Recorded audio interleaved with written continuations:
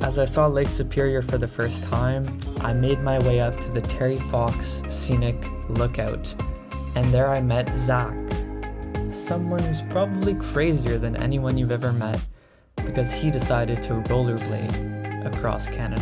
Yes, yeah. So it's called Blading for Bees. Okay. What I'm doing. So I'm attempting to break a Guinness World Record. That's insane. Yeah. So it's the world's longest journey on rollerblades. Nice. And so what's the current longest journey?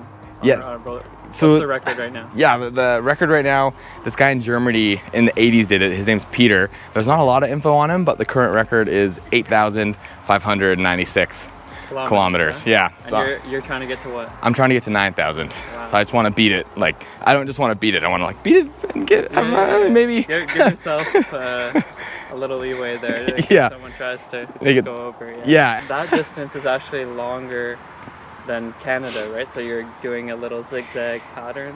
What are you doing? Yeah, so I started in BC, and because that's where I grew up, I did like a weird kind of figure 8 loop in BC, and then I came to the prairies, and I've been doing a little bit of a zigzag and like a back and forth just to make up, because I have to make up about 2,000 kilometers, maybe 1,500, and then in Ontario we're going to go to the most southern point in Ontario and back up to Toronto, and in Quebec we're going to do a little bit of zigzagging too to make up some ground. Oh my gosh. Yeah.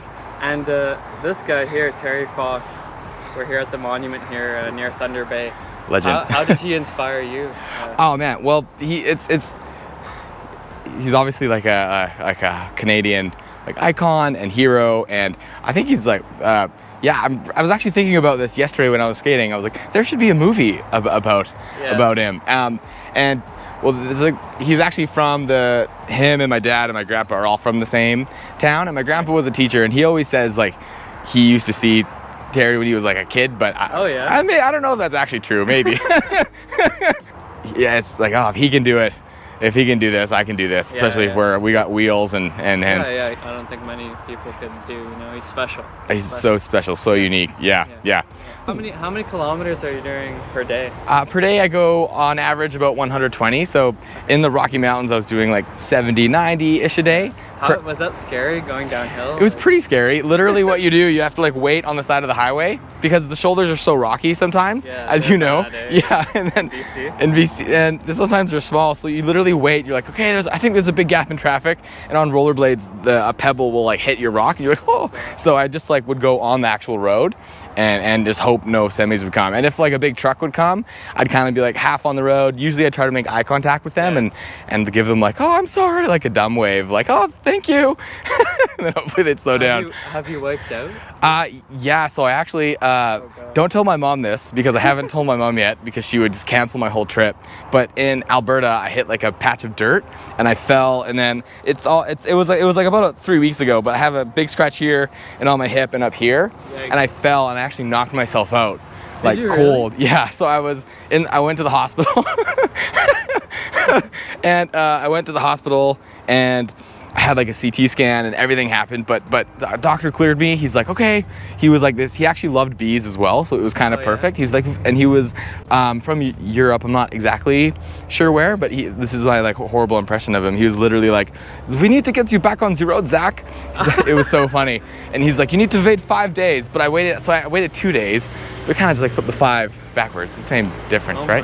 But then I just like started super slow, and if I ever felt dizzy or like any like kind of concussion symptoms, I stopped. But I actually never felt any, but I started slow, and now I'm back to full strength. Did you hit your head?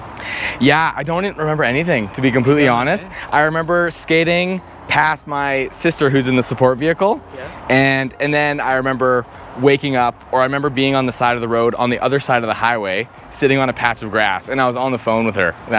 There's like the gap, which is really kind of crazy. And there's actually, be careful, man. I'm worried for you. I got a new expensive helmet.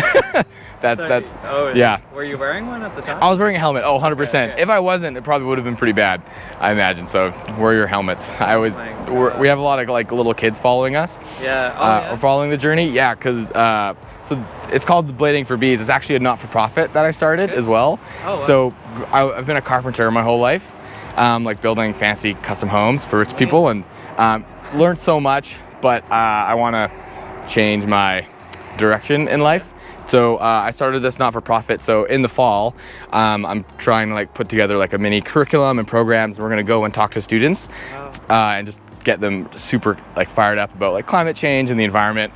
That's Yeah. so important. Yeah. And, That's yeah. what I see, all these amazing things when on the trip, and you're like, are these beautiful mountains gonna be here? Are we gonna be here? Yeah, right. So we all need to make like small changes. Yeah. I think it's so important. So how? Yeah. How you were telling me a little bit before how even on this trip you're trying to keep your footprint small. How have you been doing that? So pretty much I have a van that I built and I bought out. So me and my team, so it's pretty much just my sister. We had a couple of random friends come in and help us for like a day or two or a week, but mainly it's just the two of us. Wow. And we do everything out of the van. And I have like a whole solar system installed. Nice. So all like our charging for like the GPSs and our laptops and everything is all solar.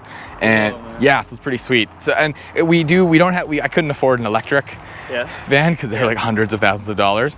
But so it is like it's actually a diesel van, which isn't obviously great for the environment, but I think it's a really cool kind of example that, because we can't obviously just like stop using fossil fuels right away. There needs to be, we need to work together and because it's not going to work if we all just like are fighting all the time.